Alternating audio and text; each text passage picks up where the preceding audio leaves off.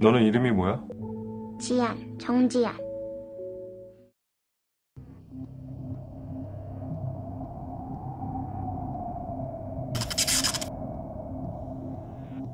Cerita dilanjutkan dengan diperlihatkannya John Jian yang sudah tersadar dari biusnya dan mendengar Bae Jung Min yang tengah menelpon dengan seseorang. Pada percakapan telepon tersebut, Bae Jung Min berjanji akan memberikan mother help dalam waktu 3 hari dan seorang itu meminta Bae Jung Min untuk membunuh Jong Jian. Bae Jung Min terdiam dan menodongkan pistol ke arah Jong Jian. Jong Jian menanyakan masa lalunya saat Bae Jung Min mengurungnya di gudang, yang ternyata alasan Bae Jung Min hanya penasaran kalau Jong Jian bisu atau tidak. Jong Jian memberontak, lalu Bae Jung Min menceritakan kejadian yang saat ini terjadi, yaitu ada kelompok Babylon. Lalu Bae Jung Min kala itu tengah jajan bersama temannya. Ia menceritakan kalau dirinya sudah berhasil meretas Mother Help yang menjual senjata. Sesampainya di rumah, mereka berdua melihat seseorang yang tengah merokok dan menatapi mereka. Saat di dalam kamar, Bae Jung Min terkejut melihat seseorang berkepala botak sudah ada di dalam. Seorang kepala botak itu menanyakan, "Jadi kau yang meretas Mother Help?"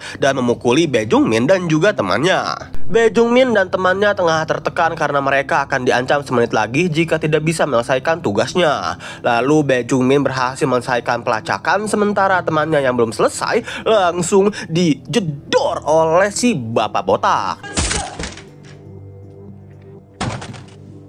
yang menembakkan peluru ke kepalanya di hadapan Bae Jung Min. Bapak itu memberikan foto, menanyakan Jong Jinman dan juga Jong Jian. Hingga suatu hari Bae Jung Min tengah membereskan selang di gudang. Jong Jinman membantunya dan menyuruh untuk istirahat. Melihat Jong Jinman yang pergi, Bae Jung Min mengambil pulpen yang ternyata pulpen itu terdapat kamera tersembunyi. Ia berjalan-jalan. Dirinya terkejut saat Jong Jinman datang. Bae Jung Min mencoba untuk berbincang dengan Jong Jinman, tapi ia tidak menjawabnya. Bae Jung Min mendapatkan pesan kalau dirinya hanya diberikan waktu 1 hari lagi. Lalu ia izin untuk meminjam toilet di rumah Jong Jinman. Sesampainya di dalam, Bae Jung Min mencoba untuk masuk ke salah satu kamar. Ia terkejut saat Jong Jinman menegurnya dengan alat di atas langit-langit.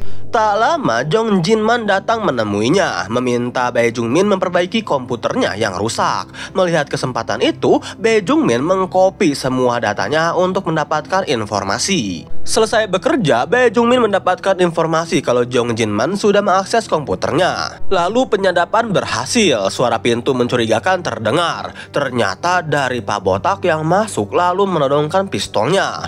Bae Jung Min meminta agar tidak membunuh dirinya saat ini karena masih melakukan proses penyadapan. Pak Botak itu memberikan telepon dari seorang yang memujinya. Bae Jung Min meminta jaminan perlindungan agar tidak dibunuh, karena kalau dibunuh maka Mother Help akan diriset. Pak Botak itu mulai membidik pistolnya. Bae Jung Min ketakutan. Ia menawarkan pilihan antara website Mother Help atau Jong Jinman. Di kamera pengawas, Bae Jung Min memperlihatkan kepada Jong Jian kalau Jong Jinman tengah mengikat Bae Jung Min. Lalu ia pergi ke dalam toilet. Kamera itu tiba-tiba mati. Bae Jung Min mengeluarkan flash disknya. Di dalam flash disk itu memperlihatkan saat dirinya membunuh Jong Jinman. Bae Jung Min memohon untuk dilepaskan. Lalu Jong Jinman melemparkan handphonenya yang mendengar suara rekaman dari Jong Jian dan seketika langsung menelpon pasien.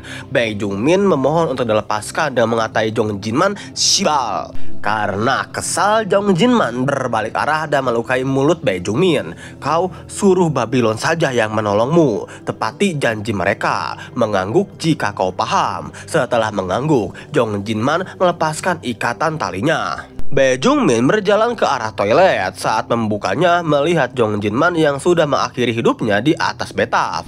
Bae Jung Min muntah melihat kejadian itu dan tertawa. Jong Jian menjawabnya, suara rekaman itu bukan berasal dariku. Aku tidak pernah membuatnya. Lalu Bae Jung Min menjelaskan kalau dirinya membuat dengan bantuan deepfake yang kurang dari 10 menit menggunakan suara Jong Jian. Suara itu dibuatkan oleh bos swalayan di tempat Jong Jian bekerja. Jong Jian berteriak dan menangis. Ia mengatakan kalau kau membunuhku, maka wanita itu pasti akan membunuhmu terlebih dahulu. Bae Jung Min lupa kalau Jong Jian mempunyai kode perlindungan. Ia panik ketakutan mengambil pistol dan menodong kepala Jong Jian. Dan tembakan itu gagal. Jong Jian dengan keadaan terikat mencoba melawan Bae Jung Min. Ia berhasil melepaskan ikatannya. Jong Jian mendorong kursi ke arah Bae Jung Min. Dengan cepat, Jong Jian mencoba lari dan bersembunyi dari Bae Jung Min yang menembakinya. Mengingat perkataan dari pamannya, Jong Jian mengambil tali dan cairan. Perlahan cairan itu keluar dan Bae Jung Min terkena perangkap dari Jong Jian. Bae Jung Min dengan badannya yang berbalik, ia memohon untuk dilepaskan, tapi Jong Jian malah memukul dan menendangnya. Sementara itu, So Min Hye dan Brother tengah mempersiapkan senjata. Brother membawa palu untuk menghancurkan dinding rahasia. Setelah dinding itu terbuka, di dalamnya terdapat senjata lain. Kelompok Babylon tengah mencoba robot berteknologi baru, dan mereka semua mulai bekerja untuk menangkap Jong Jian. Brother dengan keahliannya mengubah rumah Jong Jian menjadi tertutup. So Min Hye melihat robot baru itu datang dan mencoba untuk menembakinya. Brother ketakutan dan mencoba untuk menutup akses rumah. Para anggota kelompok Babylon sudah mengepung. Robot itu terjepit oleh rolling door, membuat para kelompok dapat masuk ke dalam. Rolling door itu tertutup tanpa disadari. Mereka semua sudah terperangkap di dalam rumah Jong Jian. Kini Jong Jian tengah membaca buku panduan Mother Help. Di buku itu dijelaskan cara Jong Jian melarikan diri dari rumah melewati jalur rahasia lain untuk menuju tempat perlindungan dan juga mengambil identitas barunya. Robot itu berhasil melubangi dinding besi dan menyemprotkan gas kepada Brother dan juga So Min Hye. Brother menekan tombol dan membuat pintu terbuka. Dengan dipenuhi asap, benda bercahaya dilemparkan dan So Min Hye melawan mereka semua sendirian. Aksi tembak-menembak squad versus solo pun dimenangkan oleh So Min Hye. Sementara itu, Brother dan Jong Jian membantu dari jarak yang berbeda. Dari sakunya, Jong Jian mengeluarkan granat dan melemparkannya. Duar, granat itu meledak dan robot baru itu pun ikut rusak. Jong Jian dan Brother tengah mengobati So Min Hye. Suara tendangan pintu terdengar. Kuma datang untuk menembak dan menyeret Jong Jian. Brother mencoba untuk menghentikannya. Jong Jian dan Kuma berkelahi dengan susah payah. Lalu Kuma membanting dan menginjak Jong Jian. Kuma mengeluarkan pisau untuk melukai wajah Jong Jian. Tiba-tiba Kuma terdiam dan terkapar. Ternyata Pasin menolongnya. Pasin meminta agar Jong Jian bersiap untuk menghadapi Bell. Bell adalah seseorang yang membunuh kedua orang tua Jong Jian. Dimulai dari kilas balik 14 tahun yang lalu. Di dalam mobil, Jong Jinman dan teman-temannya tengah terkepung dan ditembaki. Setelah terkena tembakan dari RPG, menyadari bahwa kematian sudah dekat. Jong Jinman membuka pintu untuk menembaki musuh-musuhnya. Ia ingin menyelesaikan misi ini agar dapat pulang ke Korea. Radio memberitahukan kalau Bell sudah meninggalkan area operasi dan menuju ke Bravo. Di sini Bravo nyaris saja ditusuk oleh seseorang, namun berhasil selamat karena seseorang itu diberikan tembakan. Selesai bertempur, Jong Jinman dan Pasin tengah mencari rekan-rekannya. Bell malah menembak warga hingga suara tembakan itu terdengar oleh Jong Jinman dan juga Pasin. Pasin dan Jong Jinman tengah memasuki gedung yang gelap. Mendengar suara bicara, Jong Jinman menghampirinya. Mereka semua bersiap dengan senjatanya. Sayangnya, Song Man dihabisi di tempat. Tak lama datang seorang bocah yang membawa pistol yang langsung saja Bell menembaknya dengan alasan bahwa tidak boleh ada saksi mata. Scene berganti. Kini Jong Jinman berada di pengadilan atas terbunuhnya 9 warga sipil di dekat daerah operasi. Song Jo sedang disidang karena ulahnya yang menghabisi warga sipil. Song Jo beranggapan kalau yang ia bunuh adalah pemberontak, bahkan sudah menghabisi menghabisi Song Hwan. Jaksa itu meminta kepada Yang Mulia agar memanggil Jong Jinman selaku komandan operasi ini. Singkat cerita, Jong Jinman menemui Lee Yong Han untuk menceritakan kalau di kepala Kim Song Hwan terdapat peluru berkaliber 45. Tapi nih, senjata yang dikumpulkan dari para pemberontak tidak ada yang mempunyai peluru kaliber 45. Saat di persidangan, jaksa menanyakan kepada Jong Jinman bahwa ia melihat korban yang terbunuh di hadapannya atau tidak. Jong Jinman hanya meratap ke arah Bell. Lee Yong Han membela Bell tidak bersalah. Apakah kau tahu kau mempunyai kemiripan dengan Bell? Jong Jinman mengelaknya kalau dirinya berbeda dan tidak suka peristiwa pertumpahan darah. Karena kurangnya bukti, Bell pun dibebaskan dari penjara. Lee Yong Han menganggap hanya Jong Jinman lah yang bisa mengendalikan Bell. Ia meminta syarat kepada Lee Yong Han agar Bell tidak diberikan tugas yang sama dengannya. Lalu geng Jong Jinman tengah berada di pesawat. Song Jo menyindir tidak menyangka kalau Jong Jinman akan membela Bell karena yang ia tahu Jong Jinman patuh aturan dan dikhawatirkan berkhianat di persidangan. Pasin memintanya agar Song Jo diam dan gak banyak bacot. Song Jo yang kesal, ia mendatangi Pasin. Song Jo terus mengganggunya. Pasin hanya diam saja. Saat Song Jo berhenti mengganggunya, tiba-tiba Pasin berdiri. Dengan gelang canggih itu mengeluarkan pisau yang mengarah ke arah leher Song Jo. Song Jo menantang agar Pasin membunuhnya dan Song Jo mengeluarkan pisaunya. Jong Jinman meminta agar mereka berdua menyudahi perkelahian. Saat Bell yang meminta mereka berhenti, lalu mereka berdua menurutinya. Bell dan Jong Jinman kini saling bertatapan. Ia mengingat saat Lee Yong Han memaksa agar Jong Jinman menjalankan misi bersama Bell. Tapi karena terpaksa, ia berjanji kalau ini tugas terakhirnya dengan Bell. Saat turun dari pesawat, Jong Jinman dan anggota-anggotanya menaiki mobil.